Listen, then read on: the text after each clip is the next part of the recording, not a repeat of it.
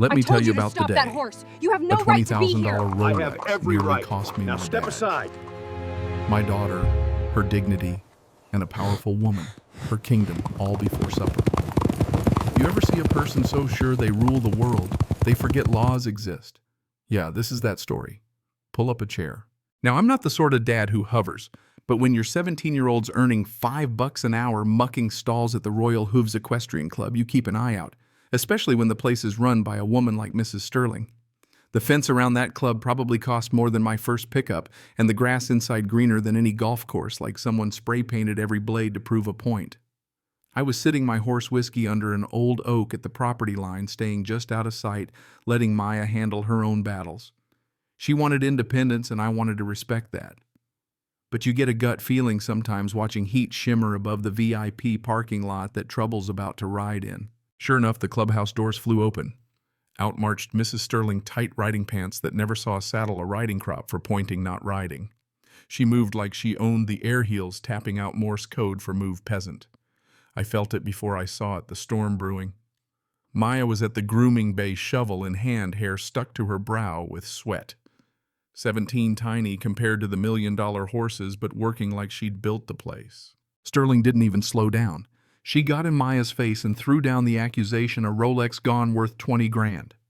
Maya tried to explain she'd been in the aisle all morning. Sterling wasn't interested in explanations. She scanned for witnesses, then hissed low and hard, threatening to ruin Maya's life unless the watch reappeared. You could see it in Maya's hands, they trembled, but her chin was up. She clutched that shovel like a shield and said plain as day no.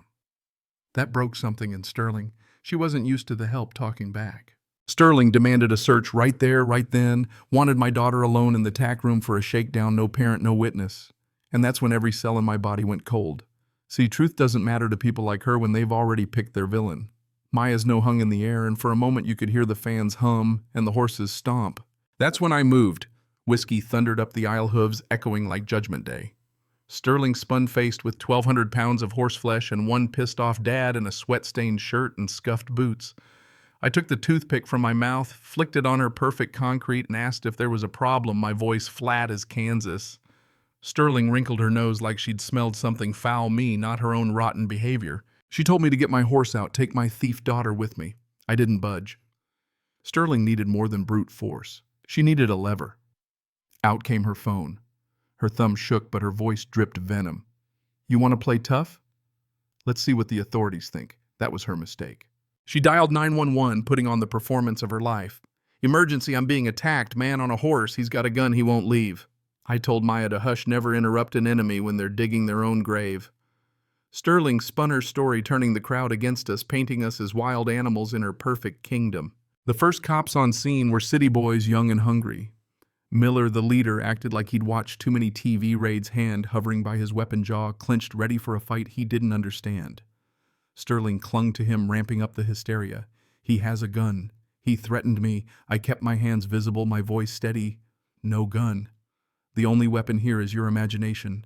But Miller wasn't after truth. He was after resolution. Get down off that horse now. I stayed calm, reminding him there'd been no investigation, no evidence, only Sterling's word. I explained the law, how Sterling had tried to search a minor without grounds, how the Fourth Amendment worked even here in horse country. Miller didn't want to hear it.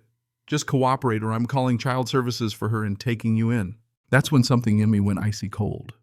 Not the hot flush of anger, but that deep settled disappointment you get when the system you served betrays itself. I told Miller badge number, and all he was making a mistake. Davis, the partner, started to see it. He looked unsure, but Miller pressed on. Out came the taser yellow plastic catching the sun. Sterling watched, giddy. You're under arrest for resisting, for obstruction, for whatever she says. He shoved me, twisted my arms, cinched the cuffs tight. All those phones caught it, framing me as the brute, my daughter as the criminal's child. But I knew the second those cuffs clicked, the game changed. I sent my own message to the sheriff's office, 1078 standby. Sterling moved in for the kill, tapping her crop on my shoulder, telling me I was nothing, that people like me never win. She announced she'd be searching Maya herself. That broke whatever patience I had left. I used the voice that turns crowds, the voice honed by years of riot control. Officer Davis, step away from your partner. You're witnessing a felony deprivation of rights under color of law. Open the left saddlebag on my horse. Miller freaked, thought there was a gun, but Davis did it. Out came a Navy windbreaker. On the back, sheriff. On the front, my badge, the 7-point gold star. Davis froze. Oh my God, Miller, you arrested the sheriff. Sterling shrieked, called it a fake.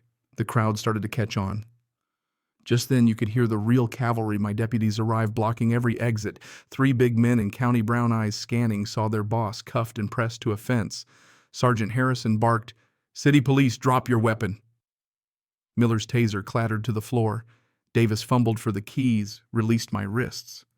I walked up, clipped my badge to my shirt, and looked Sterling dead in the eye. You wanted the law. Here I am. And now we're talking about who's trespassing on whom. She tried to lie, claimed I assaulted her. Miller, face ghost white, muttered the truth. He was just sitting there. I ordered Harrison to take statements.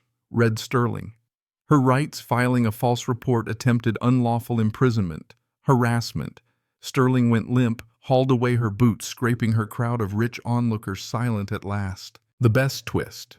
When my deputies searched Sterling's office, they found the missing Rolex tucked under a pile of invoices. She'd never lost it. It was a setup pure and simple to break a kid who stood up to her.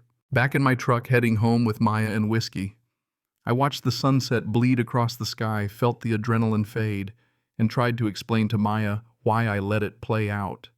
Sometimes you have to let a bully commit to their mistake. If I'd flashed my badge sooner, they'd have walked away only to try it on someone weaker next time. I let him cuff me so they'd never dare again, not to you, not to anyone. She smiled, tired but proud. You look like a movie hero, Dad. I laughed. Just don't tell your mother I rode a horse indoors. As we pulled up to our ranch, I realized the true lesson power isn't about shouting or money or even a badge. It's about standing up for what's right, even when you're outnumbered, outgunned, or outclassed. Sometimes justice comes not with a gavel, but with a slow, stubborn refusal to yield. So let me ask you, where's the line between law and power in a world run by folks like Mrs. Sterling? Have you ever had to let injustice play out just to make sure justice stuck? Drop your thoughts below. Tell me what you'd have done, or share your own justice-served moment. Sometimes karma needs a little nudge, don't you think?